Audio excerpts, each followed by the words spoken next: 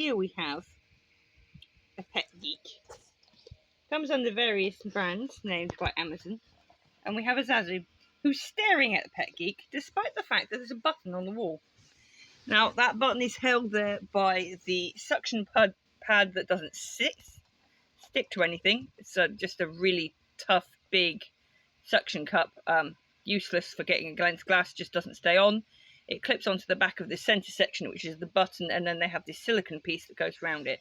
Now Zazu could push the button, or he could just stand there and stare at it, desperate, with a waggy tail for it to touch. Zazu, can you look at Mummy? Yeah, nice touch. Here, Zaz.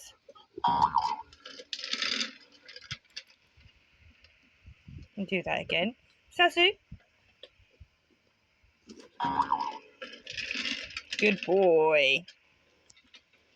So for teaching dogs to press light switches, that's quite a handy one. Now Zazu knows how to press light switches, but for the love of all that is holy, and many things aren't, Zaz, beep beep. Thank you. He has not figured out yet that if he presses that for himself, because he's going to sit there and stare at it for a while, that he can turn it on himself. We go over here. We also have classic manners minder remote training system. Remote actually fits in your pocket, isn't waterproof. Highly recommend putting them in aqua pack for using when you're anywhere near water, like you're in the shower and you want the dog to recall to the kitchen from barking at the fence. Something we use it for quite a lot. Sorry, just sat down on the sofa. So Pet Geek, 70 quid. Manners Minder, 160 plus. Zazu, come. No. No. Come. Touch. Yes. No. Zazu. Good. What do I like? What don't I like about them? The Manners Minder is heavy, it's tough, it's robust. The Pet Geek is all the opposite things. It's fragile. Very fragile. It's light. It runs off a USB cable or C-size batteries. As I've said, the remotes are poles apart. Trying to get, because this obviously has the two buttons on it. The downstay training button, which we'll just demonstrate now. See, Zazu is staring at his treat, and it will automatically treat him every, I think we've got it 10 seconds at the moment. Zazu, sit.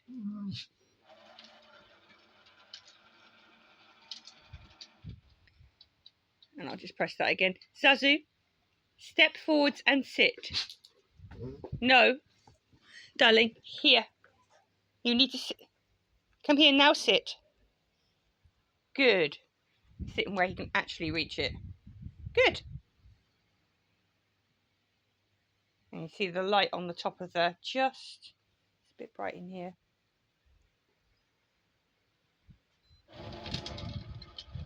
So with it off the floor, you can practice sit stays. With it on the floor, you can obviously practice down stays. The remote, you can put it next to a mat miles away from you. Well, not miles, 30 meters away from you. And it is a genuine 30 meters in a straight line, even if there's a fence or something between you and it. All done, Zaz. And you can work with it. Pet Geek. Yes, you can use a remote for the same thing. Would the Pet Geek stand up to being battered around by a frustrated dog? I very much doubt it if your dog is anywhere close to the size of my boys. So yeah, totally different products. One is literally less than half the price of the other one. Which would I go for again? I think if you've got a small dog and you just want something to use for one dog with kibble in it, and you don't mind an absolute faff for trying to clean it out, the Pet Geek is definitely better in that it does not jam up. but it also doesn't dispense an equal amount of treats each time. The manners minder is very fussy, yeah, about what you put in it and how it dispenses, and they do jam up. But that one is 10 plus years old. It's older than Zazu. And it's still going strong. It runs on D-size batteries. I believe the new ones can run on a power cord as well. But the boys can pick it up if they try hard enough. But they can bat it around, they can knock it about, they can't break it. I don't think that would be the same for the Pet Geek over there. It's just fragile. So I just thought I'd come on and share that bit with you. There's no walkie video right now because the little man has cut himself quite badly. He's going to be fine. It's just in an awkward place right down on his wrist joint, which are just on the front half of where I'm just pointing that the Zazu's bending his foot there for us. And he keeps knocking the scab off. It's hot.